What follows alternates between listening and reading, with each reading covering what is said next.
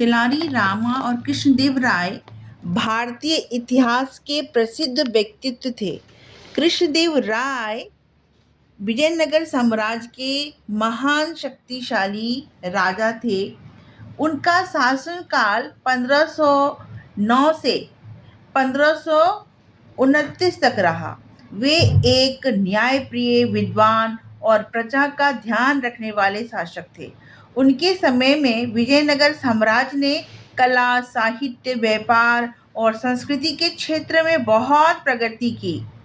कृष्णदेव राय तेलुगु भाषा के महान कवि भी थे और उन्होंने आमुक्ता माल्यदा नामक प्रसिद्ध ग्रंथ की रचना की थी। तेनालीराम कृष्णदेव राय के दरबार के सबसे बुद्धिमान चतुर मंत्रियों में से एक थे। उनका पूरा नाम तेनाली रामकृष्ण था। वे अपनी तेज बुद्धि, हास्य और समस्याओं को सरल तरीके से हल करने के लिए प्रसिद्ध थे। तेनालीराम की कहानियां आज भी बच्चों और बड़ों के बीच बहुत ही लोकप्रिय है। वे कठिन परिस्थितियों में अपनी समझदारी से राजा और राज्य की रक्षा करते थे। कृष्णदेव राय तेनालीराम की बुद्धिमानी से बहुत प्रभावित थे। उन्हें अपने दरबार में विशेष स्थान सम्मान दे रखा था। तेनालीराम न केवल राजा का मनोरंजन करते थे, बल्कि अपनी सूझबूझ से राज्य के कई महत्वपूर्ण मामलों को भी सुलझाते थे। उनकी कहानियों से हमें यह सीख मिलती है कि बुद्धि और समझदारी किसी भी समस्या का समाधान कर सकती है। तेनालीराम और कृष्णदेव राय की जोड़ी भारतीय इतिहास में आदर्श मानी गई है। एक ओर जहां कृष्णदेव राय महान शासक थे, वहीं तेनालीराम बुद्धिमानी और हास्य के प्रतीक थे। उनकी कहानियां आज भी हमें प्रेरणा देती है और ज्ञान के साथ मनोरंजन भी प्रदान करती है। उसी श्रृंखला में आज चलते हुए कहानी लेके जो मैं आई हूँ, वो बुद्धि का ही प्रतीक है। जैसा कि मैंने आपको पहले बताया, तेनालीराम एक बहुत ही बुद्धिमान मंत्रियों में से एक थे राजा कृष्णदेव राय के दरबार में। राजा कृष्णदेव राय के दरबार में जो और भी मंत्री थे, उन्हें ये शक था कि तेनालीराम को राजा बहुत मानते हैं और बहुत विश्वास करते हैं। उन्होंने शिकायत लगाई कि महाराज, आप तो सिर्फ एक तेनालीराम को ही आप अपना प्यार देते हैं, उन पे ही ज़्यादा आप विश्वास रखते हैं, हम पे नहीं रखते। कृष्णदेव राय ने कहा, ऐसा नहीं है, मैं उसको अगर करता हूँ तो कोई विशेष कारण से ही करता हूँ। मैंने आज तक जो भी उससे कुछ भी प्रश्न पूछा हो, उसका हर प्रश्न का जवाब मुझे तुरंत मिल गया है, बहुत ही सटीक मिला है। कृष्णदेव राय के दरबारियों ने कहा कि महाराज, मैं चाहता हूँ कि आप फिर से एक ऐसा सवाल पूछे और सबसे पूछें, तब हम सबको एक अच्छा सा मतलब लगेगा कि हाँ, वाकई में जो आप कह रहे हैं वो सच है। राजा कृष्णदेव राय समझ गए कि ये मंत्री हमसे क्या कहलवाना चाहते हैं। एक दिन की बात है, एक दरबार लगा हुआ था। सारे मंत्री, सारे राजाओं के दोस्त सपरिवार बैठ कर के सभी लोग संगीत का आनंद उठा रहे थे, नृत्य का आनंद उठा रहे थे। भरी सभा में राजा कृष्णदेव राय को एक बात समझ में आई, क्यों ना वो सवाल पूछूं सबके सामने, जिससे कि ये साबित हो जाएगा कि तेनालीराम ही सबसे समझदार मंत्रियों में से एक है। यही सोचकर उसने तालियां बजाई और सबसे आग्रह किया कि भाई, ये जो संगीत का चल रहा है माहौल, उसे थोड़ी देर के लिए बंद कर दिया जाए। मेरे मन में एक प्रश्न है और ये प्रश्न मैं आप सबसे पूछना चाहता हूँ, जो भी हमारे इस दरबार में बैठे हुए हैं। सब लोग बड़े ही आश्चर्य से राजा कृष्णदेव राय की तरफ देखने लगे कि ऐसा क्या हो गया, ऐसे बीच सभा में राजा ने क्यों रुकवा दी और क्या सवाल पूछना चाहते हैं। तो राजा ने पूछा, मेरा सवाल ये है कि, और ये सवाल, ये जो प्रश्न मैं पूछने जा रहा हूँ, ये सिर्फ तेनालीराम से नहीं है, ये जितने भी हमारे मंत्रीगण यहाँ पे हैं उन सब से है। आप सबको बताना पड़ेगा कि आप में से हर किसी को जवाब देना है इसका, सोचकर कि इसका क्या सही जवाब हो सकता है। मंत्री भी बड़ी उत्सुकता से और राजा की तरफ देखने लगे कि सवाल क्या होगा।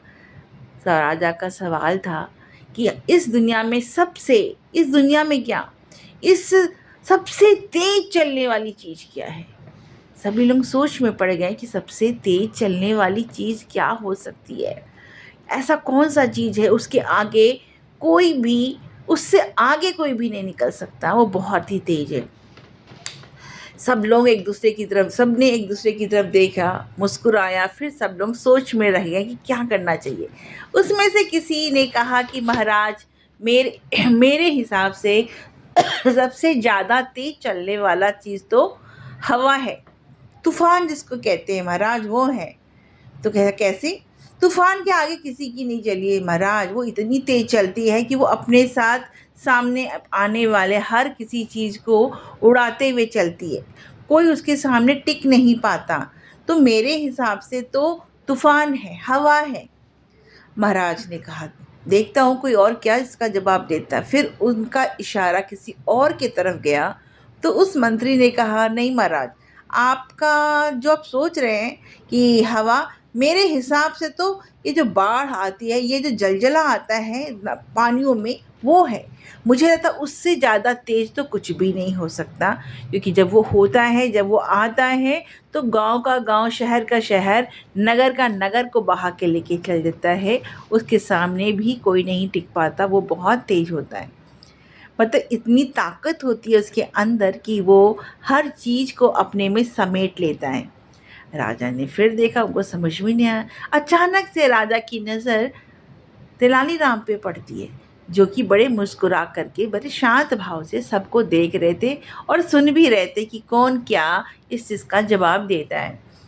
तो तेनालीराम को देख करके कृष्णदेव राय ने कहा, क्या बात है तेनालीराम, तुम क्या सोच रहे हो? तुम्हारे पास इस प्रश्न का कुछ जवाब है या नहीं? यूं ही मुस्कुराते रहोगे और सबको देखते रहोगे? तेनालीराम ने कहा, महाराज इन सबको कहने दीजिए, पहले इन सबको पहले मौका मिलना चाहिए, क्योंकि इनको शिकायत है कि आप मुझसे ज़्यादा प्यार करते हैं। तो मैं चाहता हूँ ये पहले इसका जवाब दे, फिर मैं जवाब दूंगा, अंत में मैं जवाब दूंगा। उसने कहा, ठीक है। तो फिर किसी ने कहा कि नहीं महाराज, मेरे हिसाब से सबसे ज़्यादा तेज जो चलती है, तेज जो होती है, वो धूप होता है। धूप जो बहुत तेज़ गर्मियों में निकलने वाला धूप जो होता है, बहुत तेज होता है, उसकी वजह से लोग झुलस जाते हैं, आग लग जाती है जगह जगह, उसमें ज़्यादा शक्ति होता है, पावरफुल होता है। तो उस दरबारी ने कहा, उस मंत्री ने कहा कि महाराज, मुझे लगता है ना पानी ना हवा, मेरे ख्याल से तो सबसे ज़्यादा तेज, जो सबसे शक्तिशाली होता है, वो धूप होता है। फिर महाराज ने कहा, कोई और, किसी के पास और कोई जवाब है? तो किसी ने कहा कि नहीं महाराज, मेरे ख्याल से सबसे ज़्यादा तेज और शक्तिवान जो होता है, वो पर्वत होता है। सबने कहा, हैं पर्वत, पहाड़? बोलते, हाँ महाराज, वो इतना ऊंचा होता है, इतना ऊंचा होता है, उसमें इतनी शक्ति होती है कि वो हवा पानी सबको रोक सकता है। तो मेरे ख्याल से ना ये ना हवा है, ना पानी है, ना धूप है, ये सबसे ज़्यादा अगर कोई शक्तिशाली है तो पहाड़ है। राजा फिर चुप रह गए। फिर देखा तेनालीराम की तरफ, तेनालीराम मुस्कुरा रहे थे, उनको समझ में नहीं आ रहा था कि तेनालीराम मुस्कुरा क्यों रहे। कृष्णदेव राय ने कहा कि भाई ऐसा है कि आप बता दो महाराज, तेनालीराम जी, आपके हिसाब से कौन सबसे ज़्यादा तेज है? बोलता, ना महाराज, आप सबका अभिनंदन, जितने भी हमारे इस दरबार में बैठे हुए मंत्रीगण हैं, सबका अभिनंदन करता हूँ, सबका स्वागत करता हूँ। मैं सबका सवालों का जवाब सुन रहा था। मैं क्षमा चाहता हूँ। मैं आप सबके सामने ये कहना चाहता हूँ, इस दुनिया में सबसे ज़्यादा शक्तिशाली, तेज जो है, वो हमारा मन है।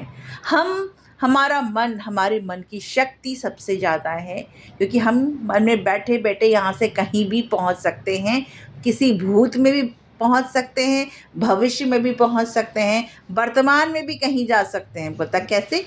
मतलब अभी आप सबको मैं कहता हूँ, अपने बचपन में चले जाइए, देखिए फ़ौरन आप सभी अपने बचपन की यादों में खो जाएंगे।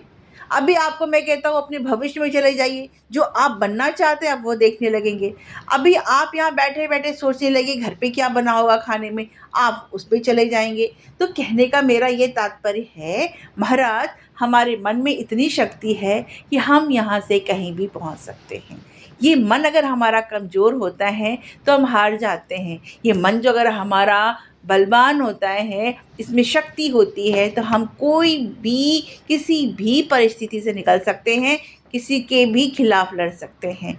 मन का मतलब है हमारे मन के अंदर छिपा हुआ शक्ति। राजा जो थे बिल्कुल हैरान रह गए और बहुत खुश होकर के बोले, शाबाश तेलानी राम, मैं आपके मन से बिल्कुल आपके इस सवाल के जवाब से बिल्कुल खुश हूँ, और बहुत सारा उपहार दिया। दोस्तों, मैं आप सबका स्वागत करती हूँ अपने इस यूट्यूब चैनल अर्चना's तुलिका आर्ट पे। एक बार फिर से प्लीज़ कमेंट करके बताइए आपको ये कैसा लगा। Thank you.